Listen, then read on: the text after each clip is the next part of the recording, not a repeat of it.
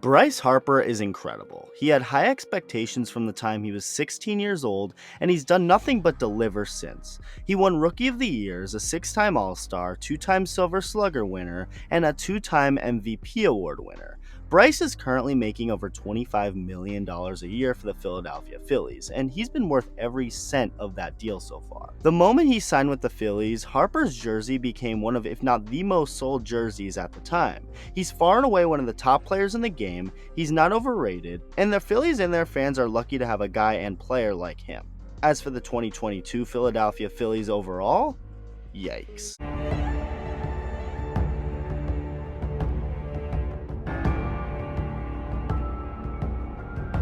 So when you have a guy like Bryce Harper on your team in a big market town like Philly, you're going to expect that ownership and front office to do everything they can to build a winning team around him.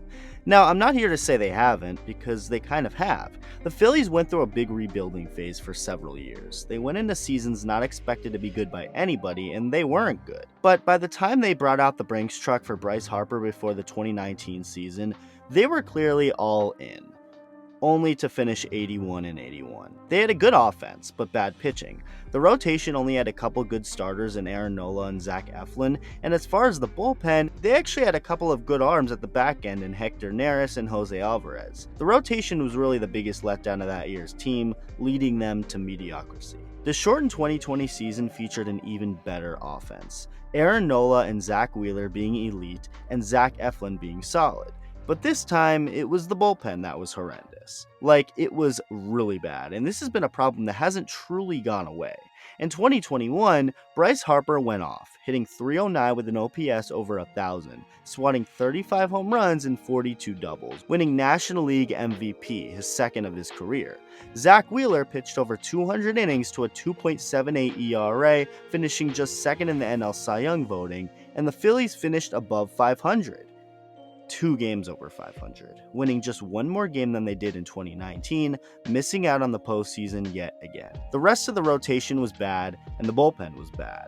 So what now? Before the lockout, the Phillies signed reliever Corey Knable to a 1-year deal worth $10 million.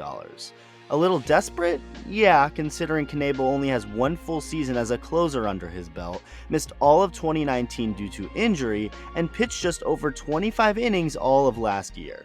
With that being said, Knable has potential, so maybe the $10 million will be worth it. After the lockout was when the Phillies started to make some noise. After signing another reliever, Jeurys Familia, to a 1-year, $6 million deal, and Brad Hand to another 1-year deal worth $6 million, so $22 million overall on the bullpen, they brought out the Brinks truck again for the offense, signing Kyle Schwarber to a 4-year deal worth $79 million, and Nicholas Castellanos to a 4-year deal worth $100 million. So those are 2 really good and powerful bats being added to your lineup. There's just one issue, an issue that everyone realized almost immediately, and that was the fact that those 2 guys are horrible defensively.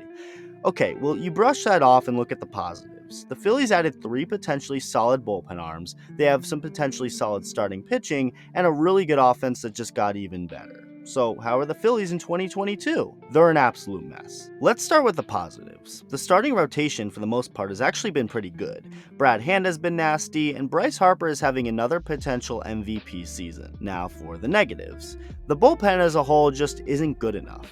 Corey Knable, the closer, has blown 3 saves in 7 opportunities in his last 11 appearances with a 5.91 ERA. Overall, the bullpen has actually been better, but the team overall has been pretty bad. They're currently over 11 games back of the first place Mets in the NL East, and believe it or not, perhaps the biggest problem with this Phillies team is their offense. Beside Bryce Harper, who's hitting over 300 with a 940 OPS, nobody has an OPS over 800.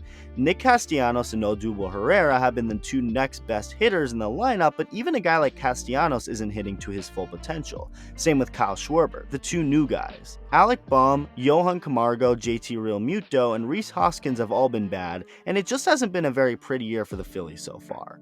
Can they turn it around? Of course they can, but if they're going to, now's the time, especially if a guy like Joe Girardi wants to keep his job, and he kinda knows it. Joe Girardi has been getting a lot of questions and speculation on how much longer he'll be managing this team, and most recently said, quote unquote, "I've never worried about my job, I don't worry about my job," which is the way to go about it, I guess. You shouldn't continuously be worried about getting fired, because that can start to affect everything. including in-game decisions that could hurt the team. But at the same time, we're in year 3 with Joe Girardi as the Phillies manager. And when you're in a big market city like Philadelphia with diehard fans who demand to see their team win, ownerships can become impatient, which can lead to the firing of Girardi. We'll see what happens in that sense, but it's obviously not nearly all his fault, as this team just hasn't been very good. The Phillies spent over $201 million this past offseason, only for the team to be doing even worse than last season. It's still early, we have a lot of baseball left to play, and the playoffs are now expanded a team each league, but you can only say all that for so long before it becomes irrelevant. The Phillies need to worry about getting back to 500, hitting better as a team, and closing out games. It's been a dumpster fire so far, and will they figure it out? Time will tell, but as of right now, it's looking pretty bad. Let me know how you feel about the 2022 Phillies, and thank you for watching.